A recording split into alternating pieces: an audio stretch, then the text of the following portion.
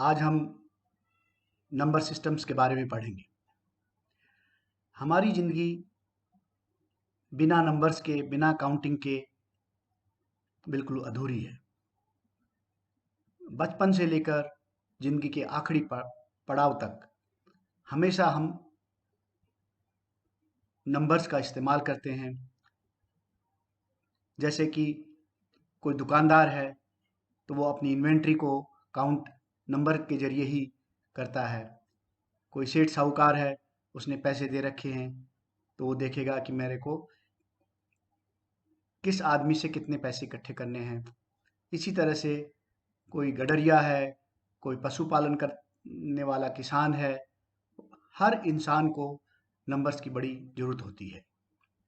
तो पहले की क्लासेस में आप लोगों ने पढ़ा है नंबर लाइन के बारे में। तो नंबर लाइन एक ऐसी अनंत लंबाई की रेखा है जिसके ऊपर हम अपने नंबर्स को रिप्रेजेंट कर सकते हैं। जैसा कि आप इस चित्र में देख रहे हैं कि जीरो इसका यदि मिडल पॉइंट है तो जीरो से हम उस दिशा में बढ़े जिस दिशा में नंबर बढ़ रहे हैं। तो आप देखोगे कि ये लाइन अनंत है, चलती जाएगी, चलती जाएगी, चलती जाएगी। और आप यदि नंबर के छोटे रूप में या रिड्यूसिंग पावर में आप जाएंगे तो आप देखेंगे कि इधर भी ये अनंत दूरी तक जाती है। अब जैसे कि किताब में दिया हुआ है कि यदि हम जीरो से स्टार्ट करके और नंबर लाइन के सहारे सहारे पॉजिटिव डायरेक्शन में चलते हैं, जहाँ तक हमारी आंखें देख सकती हैं, हमें नंबर ही नंबर ही नंबर ही दिखाई देंगे। तो इस चित्र में आप देख रहे हैं एक छोटी गुड़िया नंबर लाइन के सहारे जा रही है और आप देखोगे कि अपनी इस जर्नी में वो कुछ नंबर्स कलेक्ट करना शुरू कर देती है अपने बैग जो उसके ने अपने साथ ले रखा है।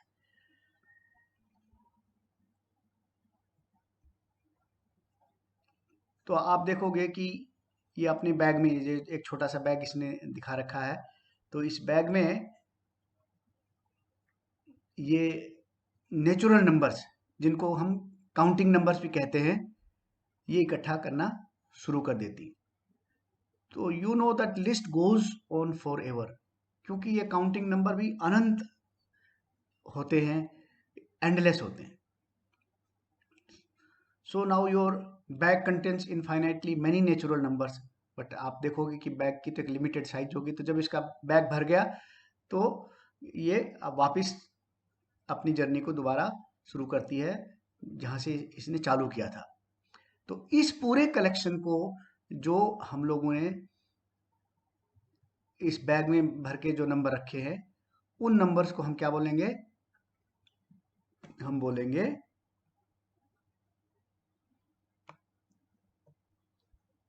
Natural numbers. और इस नेचुरल नंबर्स में जो सिंबल है वो है इसका कैपिटल एन।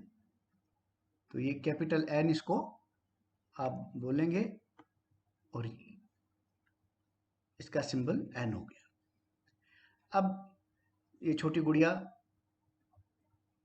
वापस अपनी जर्नी शुरू करती है और वापसी में ये देखती है कि जीरो को भी अपने साथ ये अपने बैग में डाल देती है। तो पहले वाले बैग में आप क्या देख रहे हो कि पहले वाले बैग में जो हमने कलेक्ट किया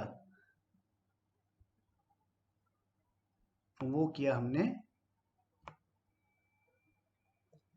ये वाला पोर्शन।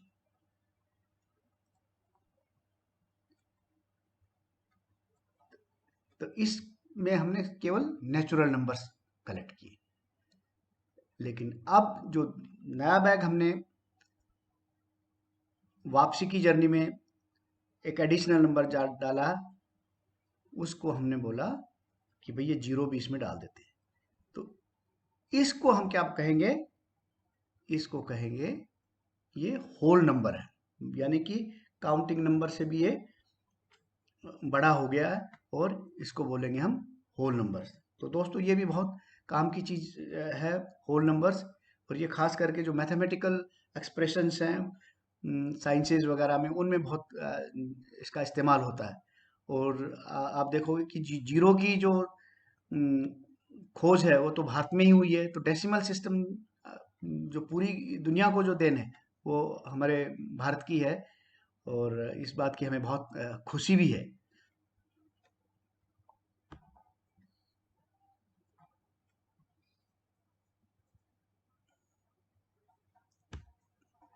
अब हम चलते हैं,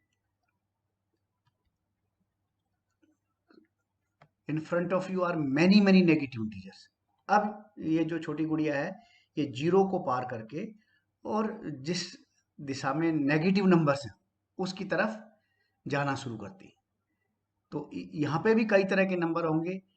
एक होगा इंटीजर्स। इंटीजर्स को क्या होते हैं, जिनको काउंट किया जा सकता है, होल नंबर, जैसे 1 2 3 4। और नेगेटिव इंटीजर का मतलब क्या है कि उसके साथ नेगेटिव का साइन लग गया तो वो नेगेटिव इंटीजर हो गया। So put all the negative integers into your bag. तो ये इस बैग में हमने क्या देखा कि जीरो के बाद हमने इसमें नेगेटिव नंबर भी डालने शुरू कर दिया।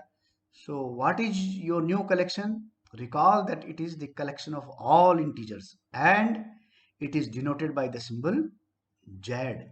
इसको हम सिंबल जेड से डिनोट करते हैं। तो आप देखोगे कि जो हमारा सिंबल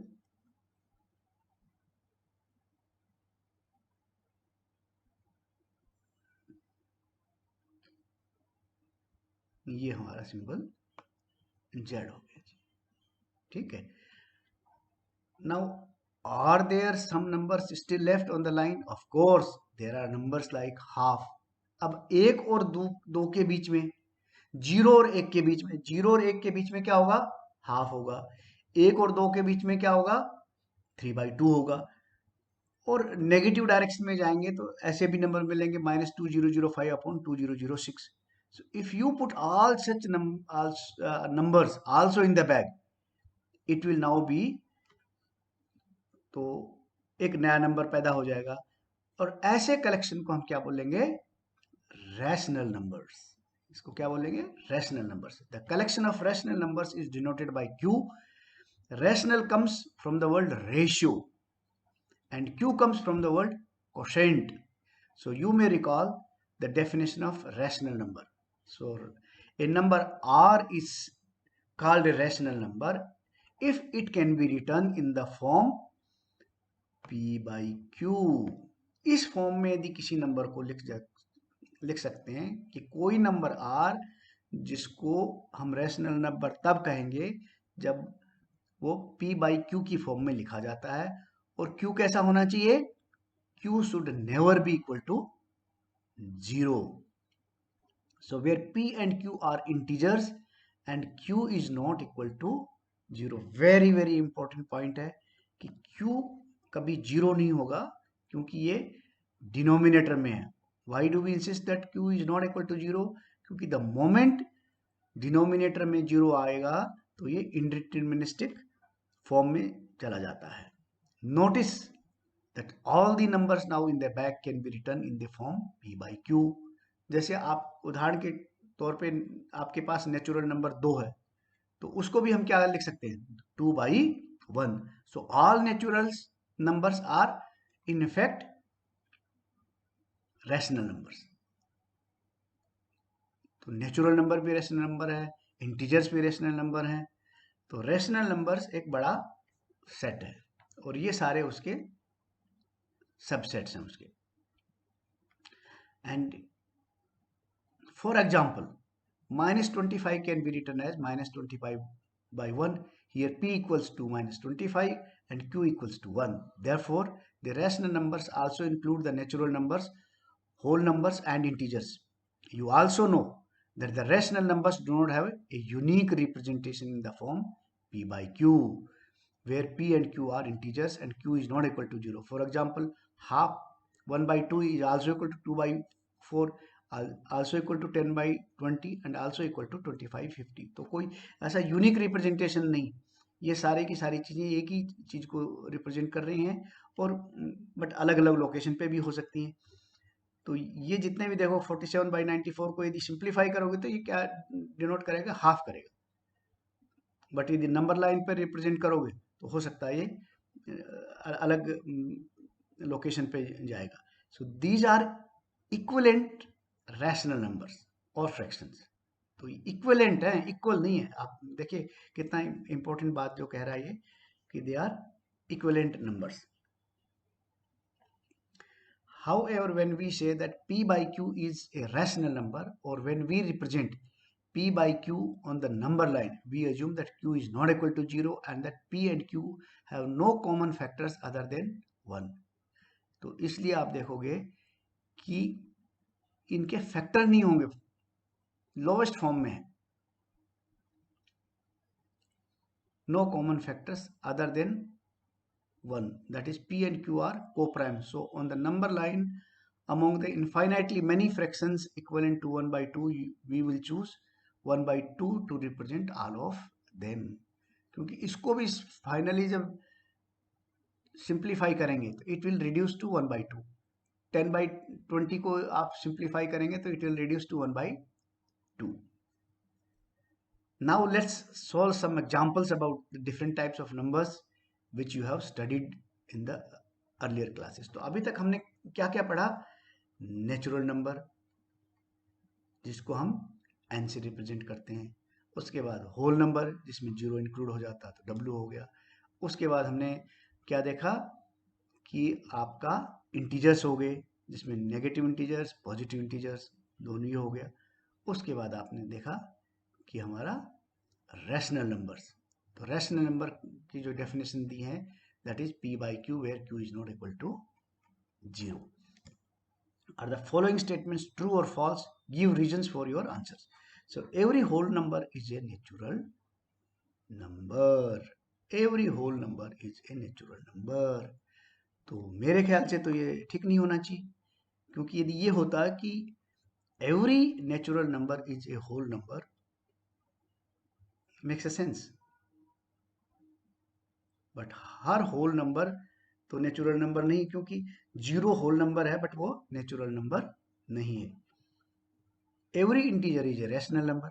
ये अब हमने देखा था कि किसी भी इंटीजर को हम इन the form P by Q लिख सकते हैं, तो ये स्टेटमेंट सही है। And every rational number is an integer.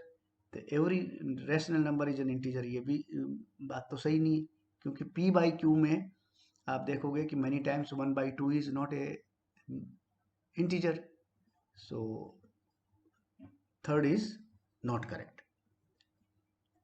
तो इसने जो सॉल्यूशंस दे रखे हैं इसको हम लोग देख लेते कि फॉल्स पहला क्या है, फॉल्स जैसे हमने बताया था, because zero is a whole number but not a natural number. दूसरा ट्रू, यही हम लोगों ने भी यही डिस्कस करके निकाला, because every integer m can be expressed in the form m/1 and so it is a rational number. अब आते हैं हम थर्ड का, फॉल्स है ये भी। क्यों? Because 3/5 is a rational number but it is not a integer. Now let's examine example 2. Find 5 rational numbers between 1 and 2. We can approach this problem in at least 2 ways. दो तरीके से कह रहा है कि ये इस प्रॉब्लम को हम सॉल्व कर सकते हैं। तो पहला तो ये बता रहा है rational numbers between r and s, you can add r and s and divide the sum by 2, that is r plus s divided by 2. तो यहाँ पे क्या हो गया, 1 + 2 डिवाइडेड बाई 2 इज 3/2 आ गया एक। अब फिर क्या लोगे आप, 1 को ले लो और 3/2 को, इन दोनों को ऐड करो, फिर 2 से डिवाइड कर दो। इसी तरह से 3/2 को ले लो और इस साइड में 2 को ले लो, इन दोनों को ऐड करके 2 से डिवाइड करोगे। तो इस तरह से हमें बहुत सारे नंबर मिल जाएंगे। तो you can proceed in this manner to find 4 more rational numbers between 1 and 2. These 4 rational numbers are 5/4, 11/8, 13/8 and 7/4.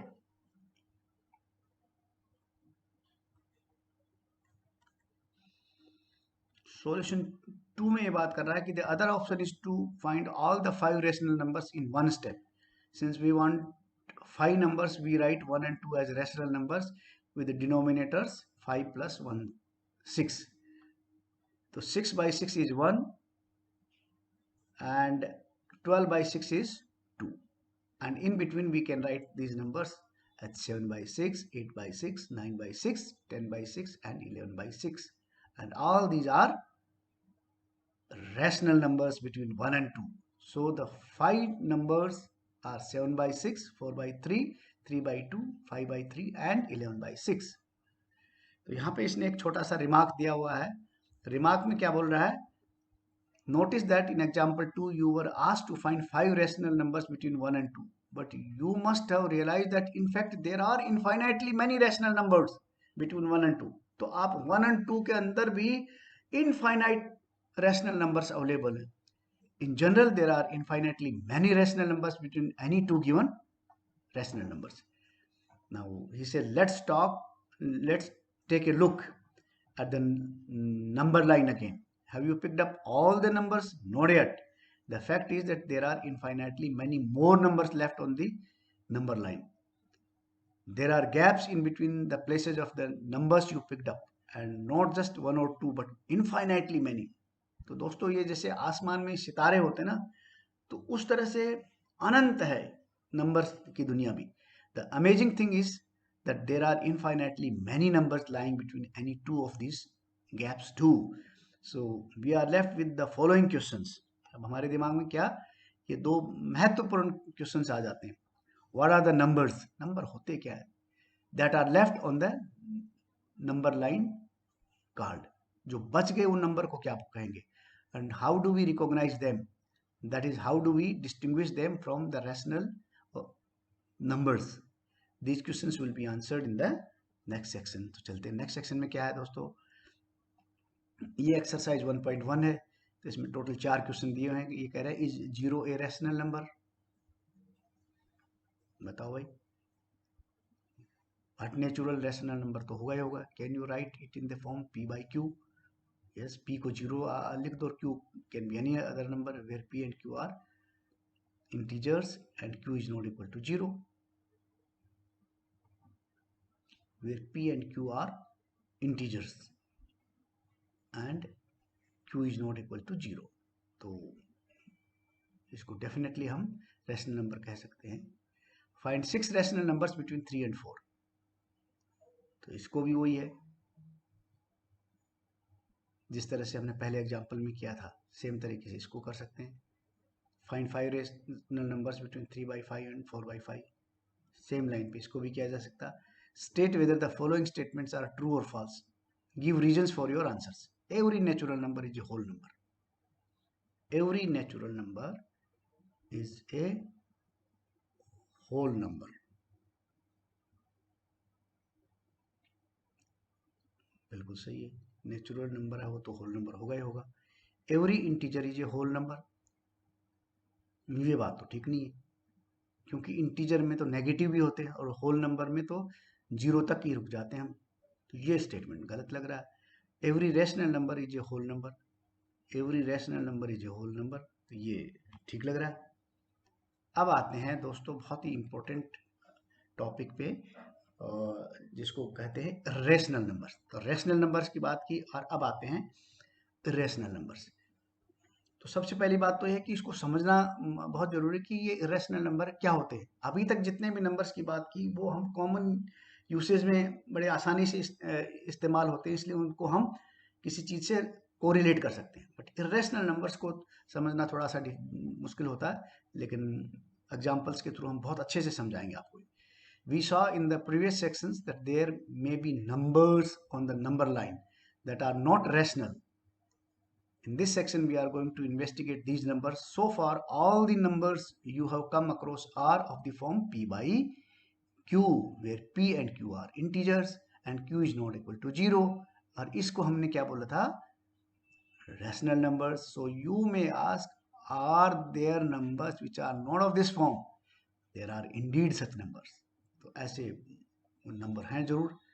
तो पाइथागोरस का आपने नाम सुना होगा पहले भी. तो ये एक ग्रीस के साइंटिस्ट थे, following of the famous mathematician and philosopher Pythagoras were the first to discover the numbers which were not rational around 400 BC. 400 साल ईसवी सदी में इन्होंने ये इसकी खोज की थी. These numbers are called irrational numbers because they cannot be written in the form of a ratio of integers. These are There are many myths surrounding the discovery of rational numbers by the Pythagorean Hipparchus of Croton. In all the myths, Hipparchus has an unfortunate end, either for discovering that under root two. इसको कैसे pronounce करेंगे? हम इसको pronounce करेंगे under root two. ये under root two है. ये हम आगे इसमें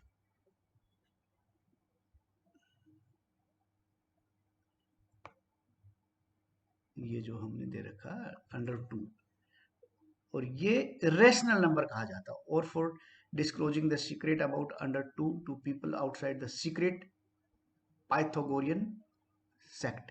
तो उस टाइम भी इन लोगों की एक बहुत ही क्लोजली इंटरलिंक्ड सोसाइटी थी, जिसमें जो इन एडवांस कंसेप्ट्स के बारे में जो लोग डिस्कस करते थे, और उनको ये हिदायत होती थी कि वो बाहर की दुनिया में इन सबको नहीं बताएंगे. अब चलते हैं कि हम इसको इरेशनल नंबर्स को थोड़ा सा डिफाइन करके देखते हैं. तो ए नंबर एस, तो इरेशनल नंबर को कैसे बोला जाएगा? A number S is called irrational if it cannot be written in the form p by q where p and q are integers and q is not equal to 0. तो किसी number S को irrational कहा जाएगा जिसको हम p by q की form में नहीं लिख सकते हैं. ये सबसे बड़ी बात है. You already know that there are infinitely many rationals. बहुत rationals are. इसी तरह से it turns out that there are infinitely many irrational numbers too. Some examples are root 2, root 3, root 15, pi, 0 point. इस तरह से तो ये क्या है कि आप देखोगे बढ़ता जा रहा है, नॉन रिपीटिंग तरीके से बढ़ता जा रहा है. Recall that when we use the symbol under root, we assume that it is the positive square root of the number. So root 4 equals to 2, though both 2 and minus 2 are square root of 4. Some of the irrational numbers listed above are familiar to you. For example, you have already come across many of the square roots listed above and number pi. Number pi तो हमने practically class 5वीं 6वीं के शुरुआत से ही लोग बोलना शुरू कर देते हैं पाई. The Pythagorean proved that under root 2 is rational. Later in approximately 425 BC, Theodorus of Cyrene showed that root 3, root 5, root 6, root 7, root 10, root 11 and so on are also irrational. Proof of irrationality of this shall be discussed in higher classes, that is class 10. As to pi, it was known to various cultures for thousands of years, as it was proved to be irrational by Lambert and Legendre only in the late 1700s.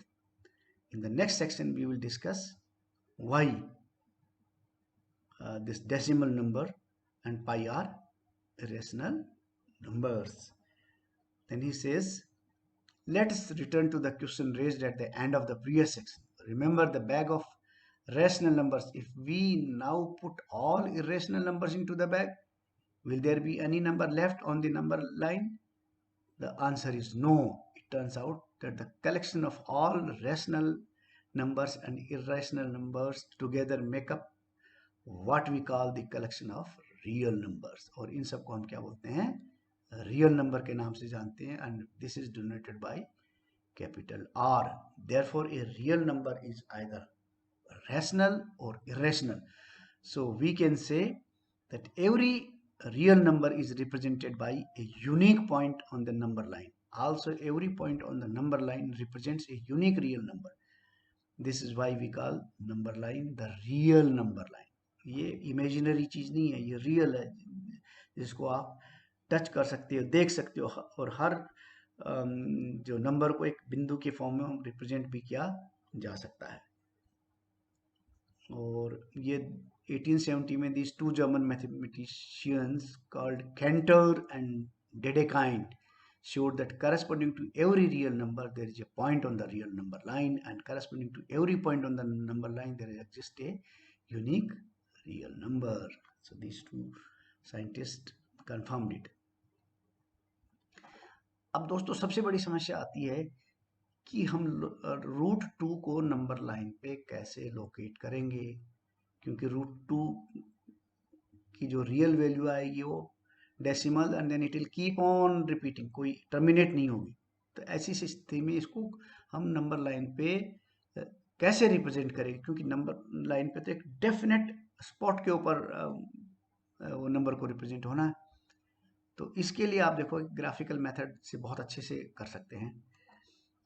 तो it is easy to see how Greeks might have discovered root 2. Consider a square OABC, एक square दे रखा है with each side as of 1 unit, 1 metre या 1 unit लंबा, 1 unit चौड़ा, 1 unit ऊंचा।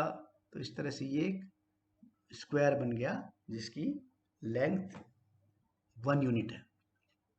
Then you can say by the Pythagoras theorem that OB will be OB square equals to OA square plus AB square। तो उस फार्मूले के हिसाब से जब इसमें रखते हैं तो we find that OB is root 2। तो यहाँ पे अब आप क्या है, एक प्रकार लेंगे। क्या लेंगे? एक प्रकार लेंगे और उसका एक सिरा तो 0 पे रखेंगे और दूसरा सिरा B पे रख देंगे, और इस तरह से जो लेंथ आएगी ये हमारी अंडर रूट 2 की प्रिसाइज फॉर्म में लेंथ हो गई। तो how do we represent root 2 on the number line?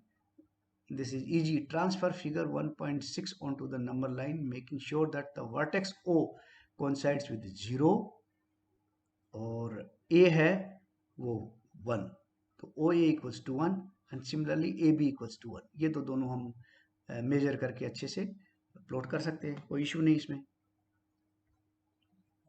तो we have just seen that OB equals to root 2, और इसको फिर आप ट्रांसपोज कर दीजिए, नीचे लेके आइएगा। तो जहाँ पे पॉइंट बी टच करेगा नंबर लाइन पे, this point will be P and ये अंडर रूट 2 होगा। तो ये irrational number, first irrational number हमने आइडेंटिफाई किया for placing it on the number line. Then P correspond to under root 2 on the number line. अब इसी तरह से लोकेट अंडर रूट 3 भी कर सकते हो। तो 3 में कैसे करेंगे? ये रूट 2 आ गया, अब इस बी के ऊपर यदि हम एक परपेंडिकुलर लाइन ऑफ 1 यूनिट बनाएंगे और फिर आप उसके सिरे को और 0 से मिला देंगे तो एक नया ट्रायंगल बन जाएगा, और उसका जो डायगोनल की लेंथ होगी that will be under 2 square plus 1 square. तो ये 3 हो गया, तो अंडर रूट 3 हो जाएगा। जैसे और क्लियर हो जाएगा इस डायग्राम में। आपने देखा कि OB ऑलरेडी प्रूव कर दिया रूट 2 है।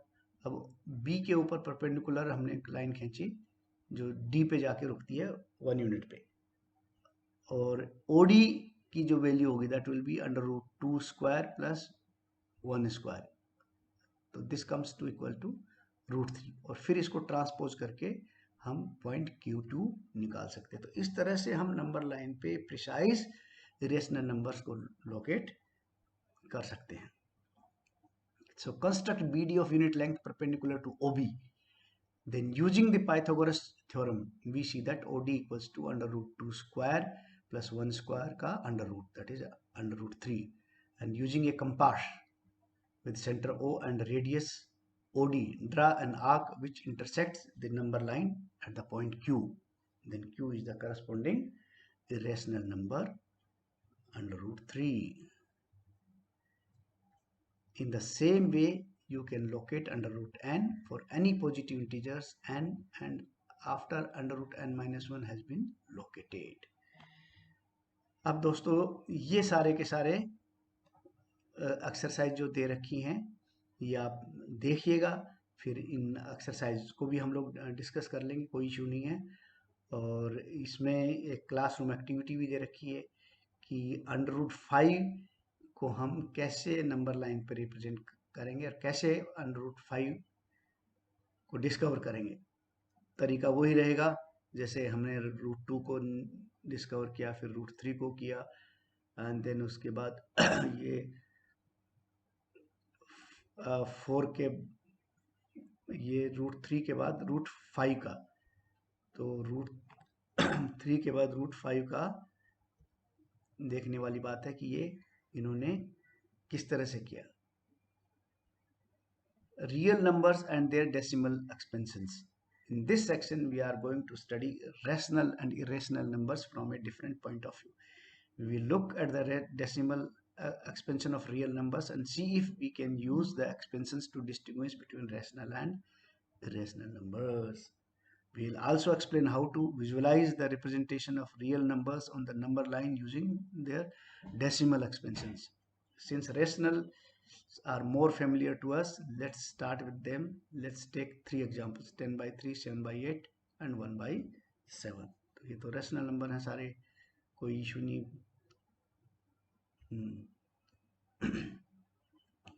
Find the decimal expansion of 10 by 3. अब इसको आप देखोगे कि 3 पॉइंट उसके बाद में ये रुकता ही नहीं, नॉन टर्मिनेटिंग रिपीटिंग फॉर्म में ये चला जाता है। यहाँ पे आप देखोगे कि ये जाके रुक गया, और ये भी शायद यहाँ पे जाके रुक गया। रुका नहीं, ये भी आगे बढ़ता जा रहा है, ठीक है ना। तो यहाँ पे आप देखोगे 1 1 1 करके डिवीजर 3 है और ये रिमाइंडर्स आ रहे हैं। इसमें रिमाइंडर्स 6 4 0 आए और डिवीजर है ये 8 है। और यहाँ पे है रिमाइंडर्स 3 2 6 4 5 1 and so on, और डिवीजर है इसका 7. So what have we noticed? We should have noticed at least 3 things. The remainder either become 0 after a certain stage or start repeating themselves. तो रिपीटिंग करना की एक बड़ी इनकी खास प्रॉपर्टी है। The numbers of entries in the repeating string of remainders is less than the divisor. जैसे 10 by 3, one number repeats itself and the divisor is 3. So in 1 by 7 there are 6 entries, 3 2 6 4 5 1 in the repeating string of remainders, and 7 is the divisor.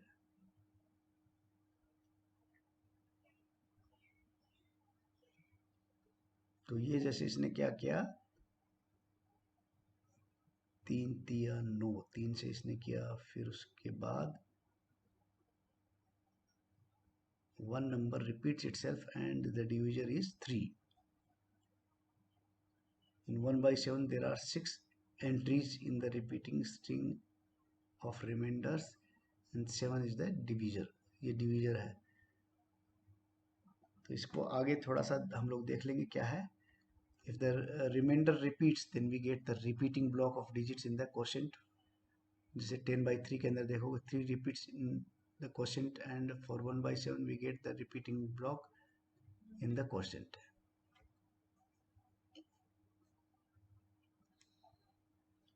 Although we have noticed the pattern using only the examples above, it is true for all rationals of the form P by Q. On divisions of P by Q, two main things happen. Either the remainder becomes 0 or never become 0, and we get a repeating string of remainders. Let's look at each case separately. The remainder becomes 0. In the example of 7 by 8, we find that the remainder becomes 0 after some steps, and the decimal expansion of 7 by 8 is ये वाला। तो 7 by 8 को basically यदि divide किया तो terminate हो जाता, और इसकी वैल्यू 0.875 है। इसी तरह से हाफ का 0.5 है, और 639 डिवाइडेड बाई 250 का 2.556 है। In all these cases the decimal expansion terminates or ends after a finite number of steps. We call the decimal expansion of such numbers as terminating, very very important, ये terminating मामला है, ये very very important. तो आपको भी कभी भी test करना हो तो ऊपर वाली चीज़ें जो लॉजिक बता रखा है उससे हम इसको देख सकते हैं कि टर्मिनेटिंग होगा या नॉन टर्मिनेट होगा। The remainder never becomes zero. In the examples of 10/3 and 1/7, we notice that the remainder repeat after a certain stage, forcing the decimal expansion to go on forever. In other words, we have a repeating block of digits in the quotient. We say that this expansion is non-terminating, recurring. For example, 10/3 can be written as 3.3333 and so on. And similar is the case with 1/7. But यहाँ पे एक चीज इसमें देखा कि ये 1 के बाद फिर ये it starts repeating. The usual way of showing that 3 repeats in the quotient of 10/3 is to write it as 3.3 bar. Similarly, since the block of digits 1, 4, 2, 8, 5, 7 repeats in the quotient of 1/7, we write 1/7 as a bar over it. So it shows that these numbers are repeating as per this block. So where the bar above the digits indicates the block of digits and that repeats. Also 3.57272 dash can be written as 3.572. So all these examples give us non-terminating recurring decimal expansions. Thus we see that the decimal expansion of rational numbers have only two choices, either they are terminating or non-terminating recurring. Now suppose on the other hand, on your walk on the number line you come across a number like 3.14268 whose decimal expansion is terminating, or a number like this. So that is 1.27, and then there is a upper bar or which shows recurring, non-terminating, whose decimal expansion is non-terminating recurring. Can you conclude that it is a rational number? The answer is yes. तो जो non terminating recurring होंगे उनको हम rational की category में रखेंगे. We will not prove it but illustrates this fact with few examples. These terminating cases are easy. The terminating cases are easy.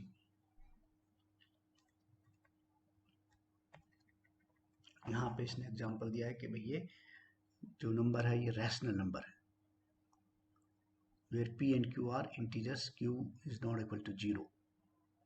इसी तरह से इसमें इसने इसको रैशनल नंबर बना दिया.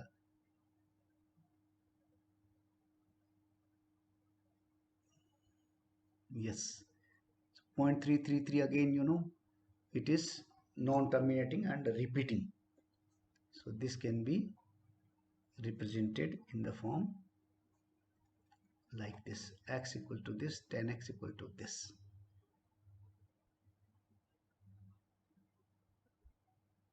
और इससे हमने एक इक्वेशन निकाल ली, 10x equals to 3 plus x, or rather 9x equals to 3 और x equals to 1/3. 1/3 आ गए, देखो ये 1/3 आ गए. गुड, वेरी नाइस, बहुत ही अच्छा, उम्दा. एंड देन इस नंबर में आप देखोगे 27 is repeating every time. So this is recurring, repeating all the time, and can be expressed in the form p by q, where p and q are integers and q is not equal to 0. तो इसी तरह से इसके solution को भी discuss किया जा सकेगा, लेकिन now we have to manage in our time. So yes, we will be moving quite fast, covering all the aspects in chapter 1. P and Q are basics. ठीक है, ये इसने एक एग्जांपल दे रखा है. This can be done.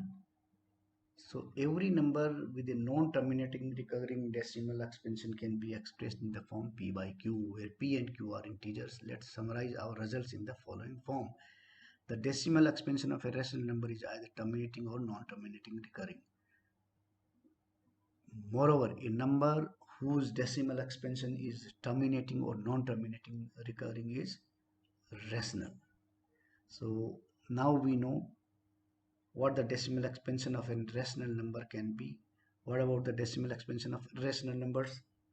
Because of the property above, we can conclude that their decimal expansion are non-terminating and non-recurring.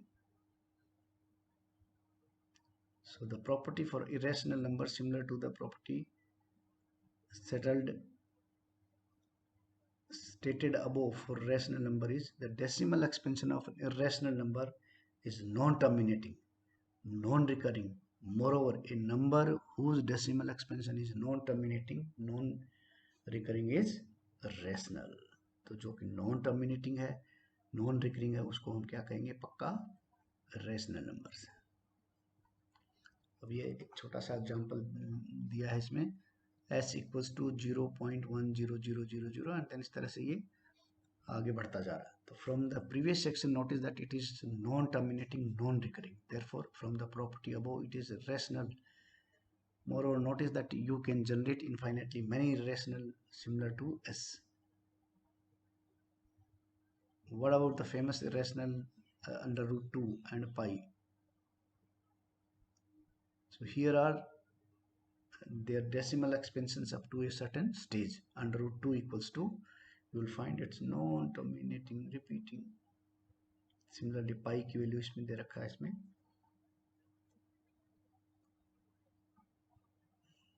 So over the years, mathematicians have developed various techniques to produce more and more digits in the decimal expansion of rational numbers. For example, you might have learned to find the digits in the decimal expansion of root 2 by the division method. Interestingly, in the suburban Sulbha Sutra, that is rules of code, a mathematical treatise of the Vedic period, you will find an approximation of under root 2 as follows.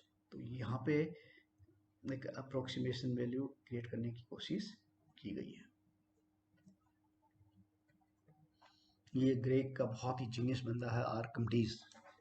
इसका कई जगह नाम इस्तेमाल होता है, physics में भी इसने कुछ काम किया है. तो the Greek genius Archimedes was the first to compute digits in the decimal expansion of pi. He showed 3.140845. Aryabhatta, the greatest Indian mathematician and astronomer, found the value of pi correct to 4 decimal places using high-speed computers and advanced algorithm. Pi has been computed to over 1.24 trillion decimal places. इतने तक तो लोगों ने खोज कर ली, but उसके आगे क्या है ये अगेन ये डिस्कवरी का मुद्दा है. Very interesting, very exciting. तो अब हमको ये एग्जांपल दिया हुआ है कि रेशनल नंबर्स के बीच में एक रेशनल नंबर और कैसे पता करेंगे. तो यहाँ पे इसने 1/7 को इस तरह से रिप्रेजेंट किया, रिकरिंग. अब उसके बाद क्या करेंगे? So you can easily calculate 2/7 to find an irrational number between 1/7 and 2/7. We find a number which is non-terminating, non-recurring, lying between them. Of course, you can find infinitely many such numbers. An example of such a number is, you can imagine 0.150, and then it's all non-terminating, repeating kind of situation. यहाँ पे इसने examples दे रखे हैं, इसको बाद में थोड़ा discuss करेंगे. अभी मुझे लगता है कि हमारा क्विक व्यू देखते हैं कि कितना बचा हुआ है इस मॉड्यूल में. तो representing real numbers on the number line, representing real numbers on the number line. तो ये जैसे हम लोगों ने रिप्रेजेंट किया था 2 को, 3 को, तो इस तरह से इनको भी रिप्रेजेंट किया जा सकता है. और दोस्तों, ये कुछ कंसेप्ट्स हैं, फाइन कंसेप्ट्स हैं, बहुत अच्छे कंसेप्ट्स हैं। तो मैं चाहता हूँ कि इनके लिए एक सेपरेट सेशन रखेंगे, इसमें जो डाउट्स रहेंगे उसको भी क्लियर करेंगे, और जो लेटर हाफ का पोर्शन है इरेशनल नंबर्स के ऊपर, उसका हम डेलिब्रेट करेंगे नेक्स्ट वीडियो में। तो मैं आशा करता हूँ कि आप सब लोगों को ये वीडियो पसंद आएगा और आप इसका भरपूर फ़ायदा उठाएंगे अपने एग्ज़ाम्स में और अपने स्किल सेट को डेवलप करने के लिए। हमारा जो मकसद यहाँ पे ये है कि जो भी हमसे जुड़े वो पढ़े लिखे और एक खुशहाल कामयाब ज़िंदगी बिताए, यही हमारी आप लोगों से विशेष आग्रह है। Thank you, thank you, thank you friends.